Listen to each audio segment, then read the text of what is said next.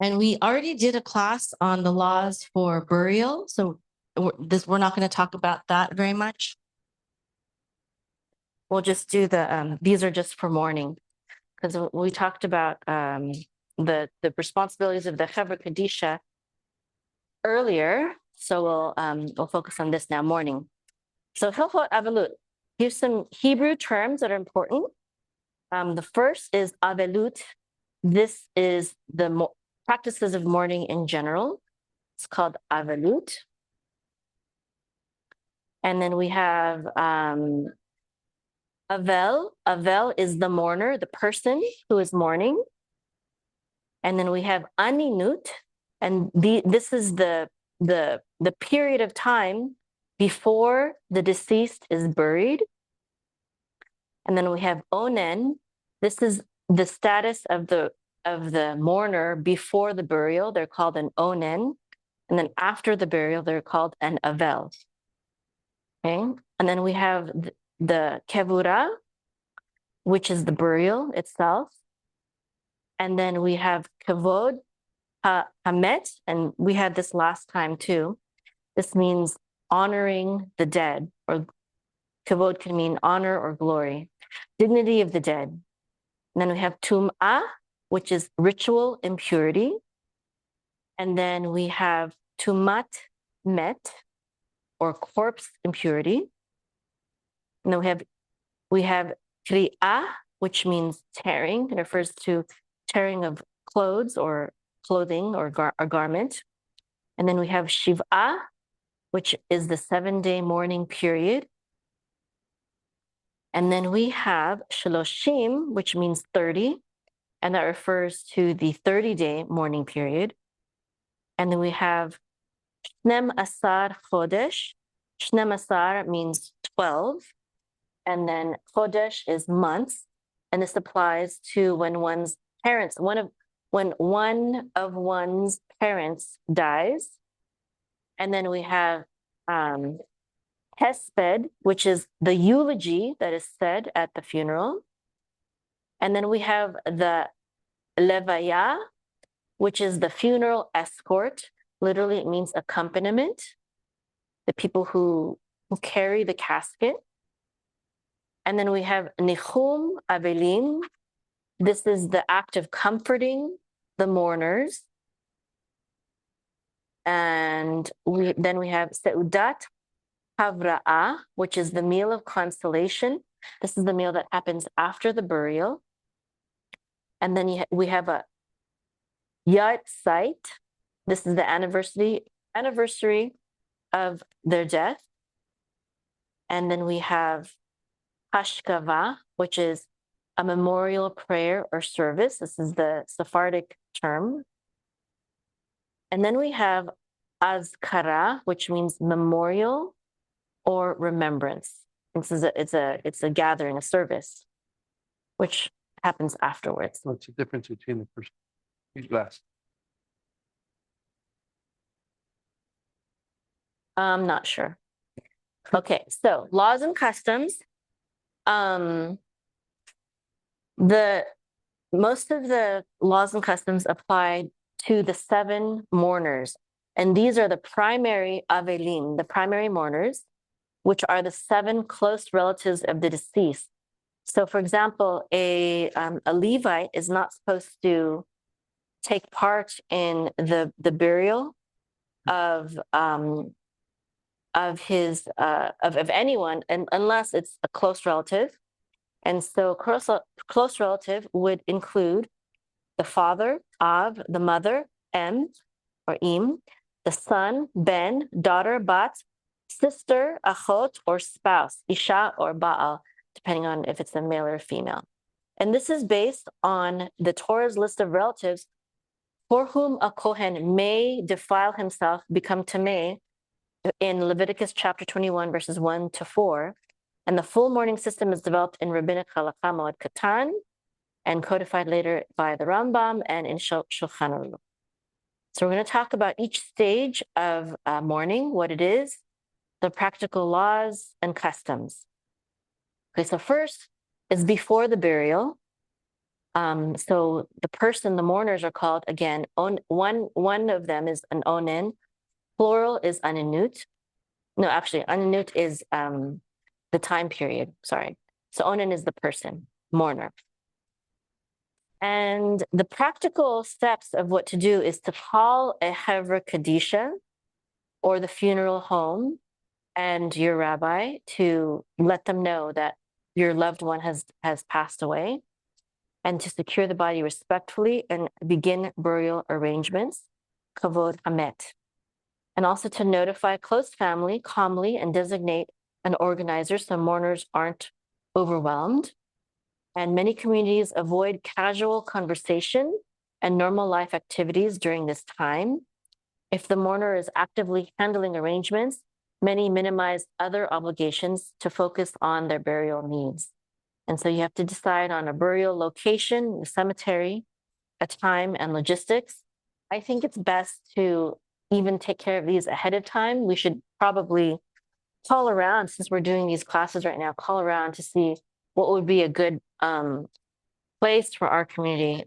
Probably the same place that we know people have used. We'll give them a call and see how that would work out, so we can be prepared ahead of time and not try to figure out these kinds of details during a time of mourning. Yeah. And also we have to, make sure to gather needed documents, name, Hebrew name, parents' names, and date and time of death. And also, if possible, ask others to help coordinate food and childcare so that the mourners can focus. This is a mitzvah. And then we have the actual funeral and burial. We have the funeral escort, the levaya, and the burial itself, the kevurah.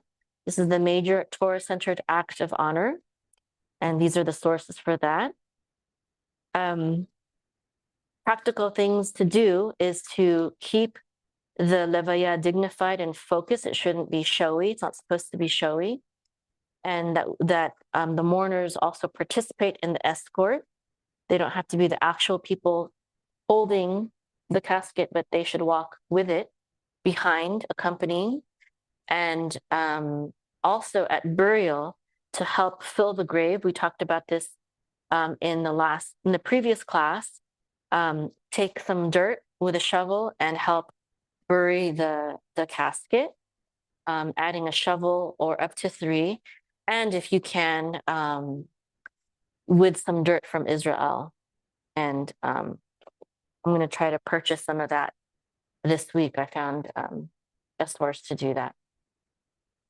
And then close relatives are often guided by the Chevra Kadisha on where to stand and what to do and when to leave. And this is why I want the Pazars to come and talk, because they have participated as part of a Chevra Kadisha before. And some communities form rows for comfort after burial, and some do the comforting later at the house, or maybe a little bit of both. And then you can plan who might speak and say some eulogies, hesped, and if possible, arrange for transportation for the mourners so that they don't have to drive, and also so that they can do shiva in the house, and assign someone to set up the shiva home before the mourners arrive, if possible, so they don't have to worry about certain things. And then also we have the practice of tearing one's clothing. This is a biblical practice. It's a physical sign that loss, or the tear is a sign that loss has occurred in the mourner's world. And we find examples of this in Genesis and Job and 2 Samuel. And so you can do it before the funeral or at the cemetery, depending on minhag. And then usually when it's done, one would recite Baruch Dayan Ha'emet, blessed is the true judge. We also say this upon hearing news that someone has passed away. And many do it while standing. They tear the garment while standing. And for a parent, the tear is typically more severe and visible. And People usually wear an outer garment that you can tear. I've seen that people don't tear their actual shirt that they're wearing, but they'll have like a piece of cloth pinned to what they're wearing, and then they tear that cloth. I don't know, so there's different practices on what you actually tear. And then you can look into that depending on what minhag you follow. So remember, the 7 mourners, they are supposed to do it, and then if other people want, they can also partake in the tearing. And then immediately after the burial, there's a seudat havra'ah, which is a transition to the days of Shiva. Hold on one second. So the first meal, the seudat havra'ah is the first meal after the burial, and it's supposed to be other people providing it to the mourner. And this turns into formal mourning. And usually it's community and friends that provide this first meal so that the mourner doesn't have to cook, doesn't have to worry about that.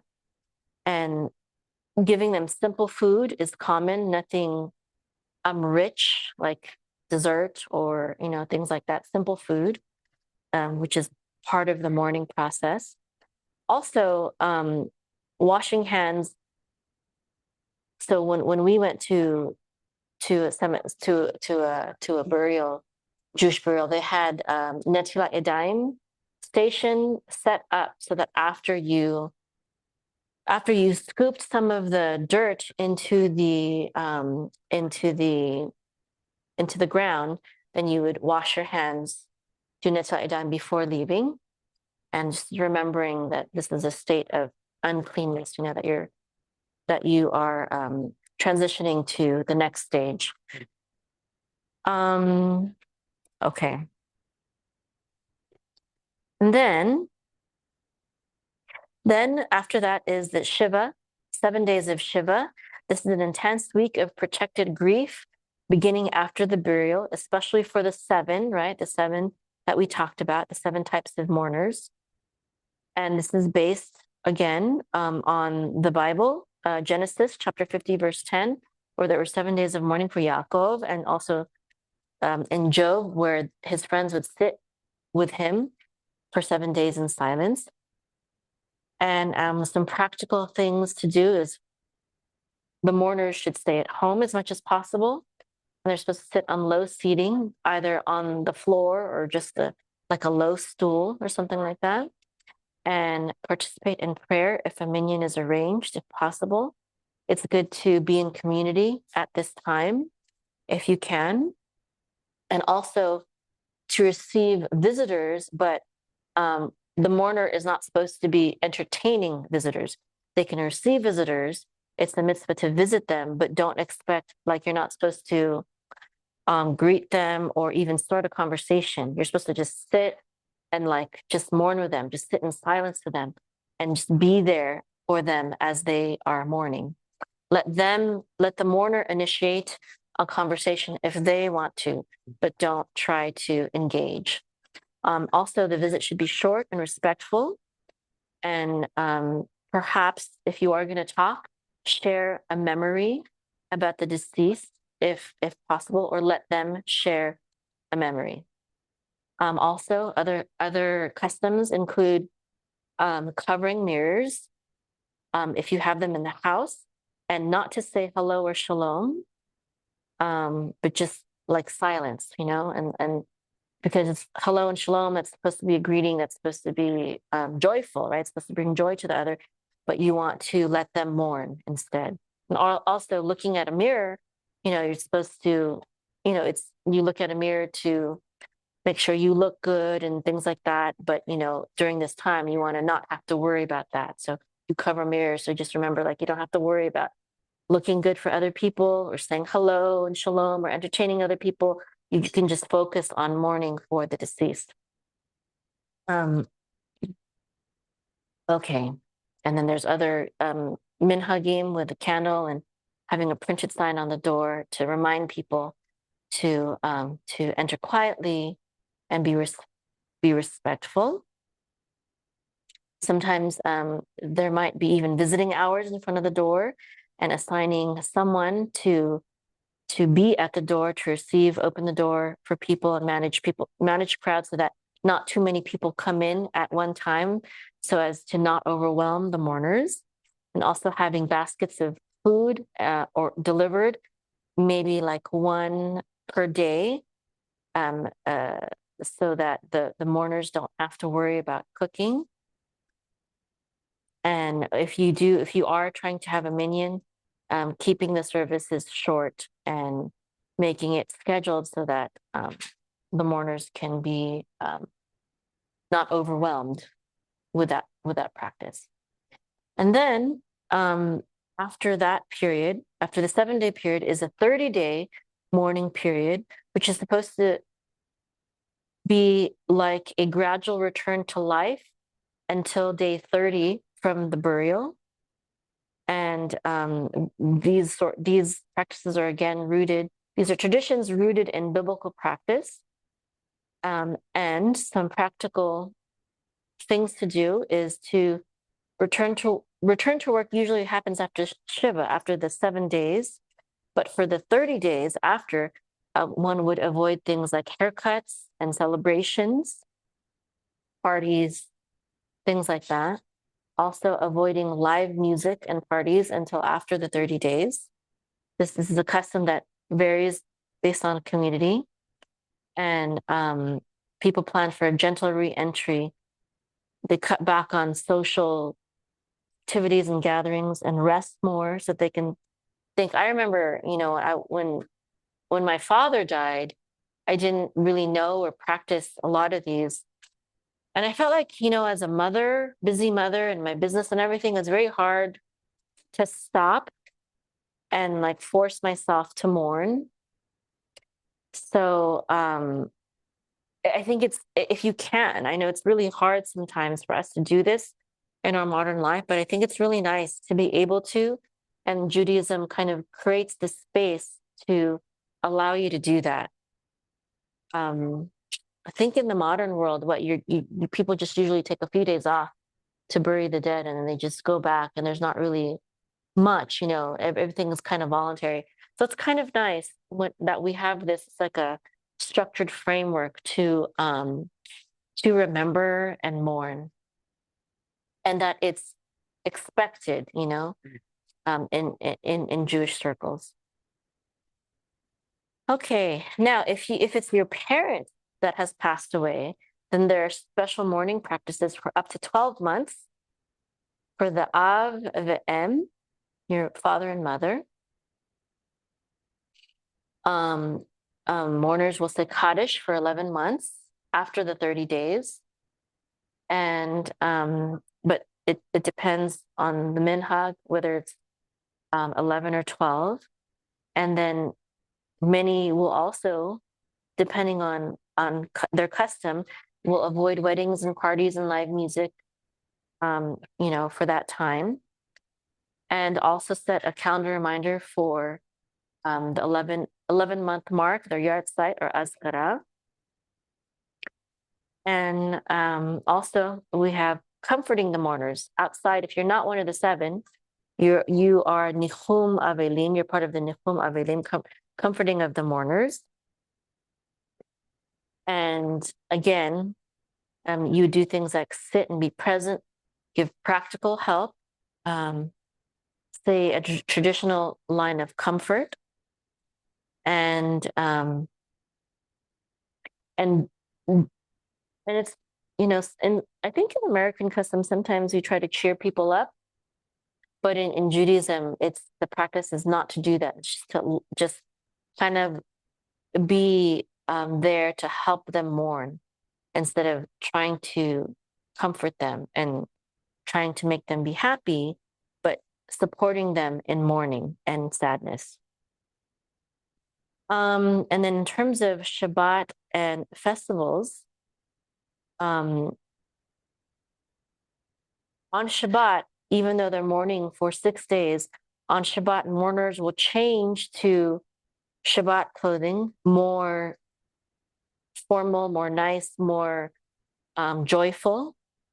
And for that time, and also on Yom Tov, because we're supposed to be joyful on Shabbat and joyful on Yom Tov. So even though we're mourning for the 30 days or the year, but we stop and pause and have joy on Shabbat and Yom Tovs.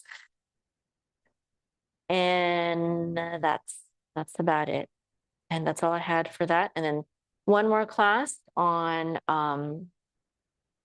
the Chevra Kadisha from the Pizarros. And if there's anything that anyone else would like to add or comment, you're welcome.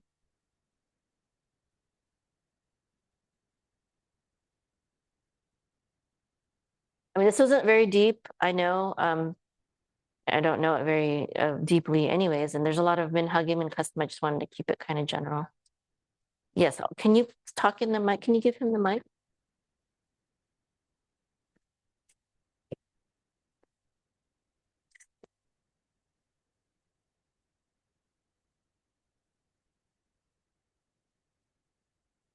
Hello? Okay.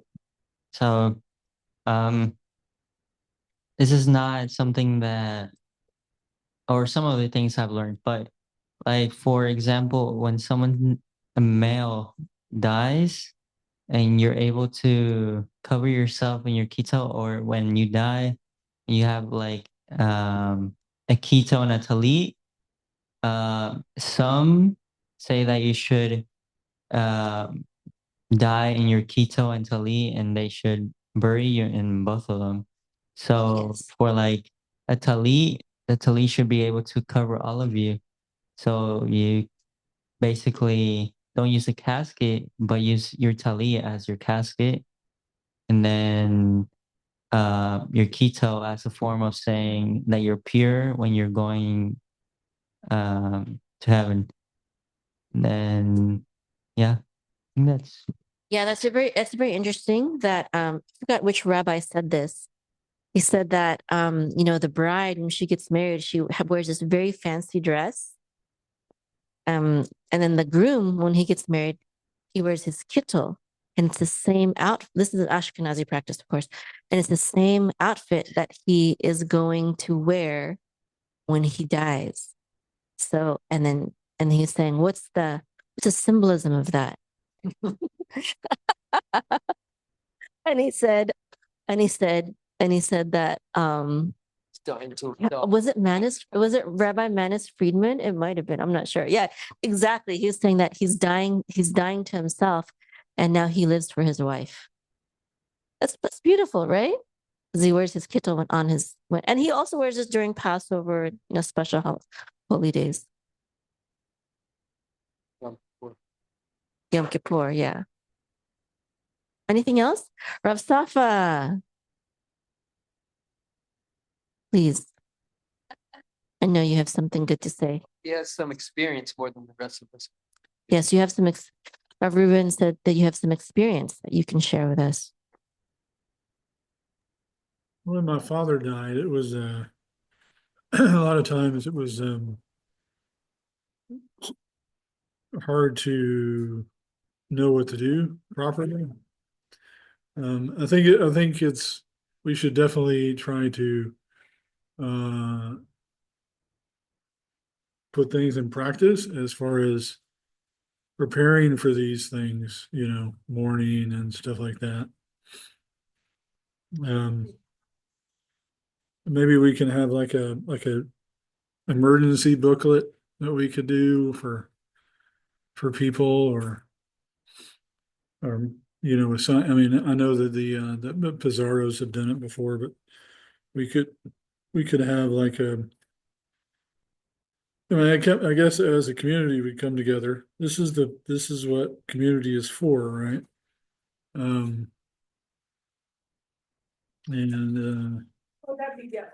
yeah, phone numbers, addresses, cemeteries are good. Yeah, so one thing that wasn't addressed that is really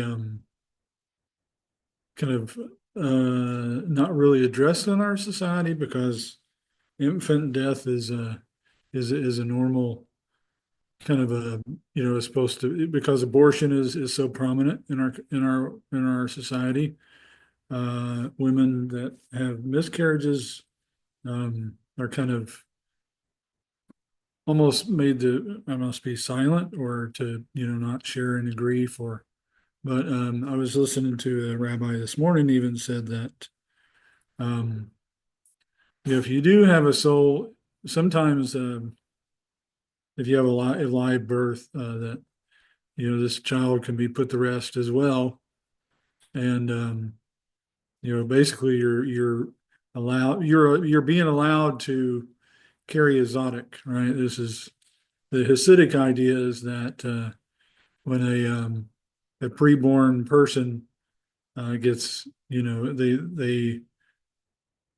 they go back to Shemayim, right? And so one thing that was like, it was amazing, was the rabbi this morning was saying that you've got advocates in Shemayim, that are pushing for you to pray and to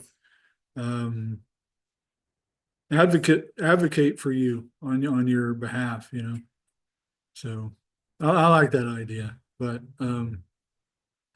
it's also, like I said, when all these things happen, it's we definitely should come together, and I think it's the bedrock of a Jewish community, is being there for each other, Baruch Hashem. I wish there was an easy way. Very sobering Right. subject, What were you saying, Chiggy? Yeah, you can definitely mourn.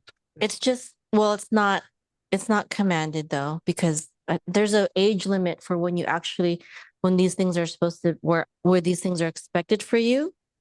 And even for small babies, it's not yet. I think because back in that day,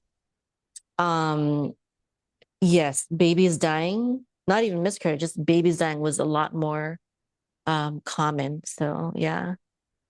30 days is the 30 days of life. volatility. So the rabbis say that 30 days the neshama is settled. Mhm. Or then it's like a visitation, Yeah. things popping in. These holy souls get into the child so they can, finish their assignment or whatever. It's deep Kabbalah stuff, but the idea is that 30 days it's viable. But I mean, nobody's gonna poo-poo you if you mourn your child. Yeah, definitely Exactly, have yeah. You could definitely I mean, have a mourning period time for. I mean, we've done that in our congregation for those who have had a miscarriage. We've definitely done that, and I think it's a good practice. We had somebody come for one of our Sukkots, and it caused them to basically lose their faith. They're still Jews, of course, but they had a miscarriage, and he was a leader in his community, and he was comforting his wife, and they were like, "Stop touching your wife! Stop touching your wife!" And he's like, "Listen, my wife, we just lost our child." And they were like, and they made a big issue about, Nida and all this stuff. And they were like, okay, if this is what it's about, we're out of here. It was a very sad situation. Listen to him explain it, but we have to be compassionate, in our halakha.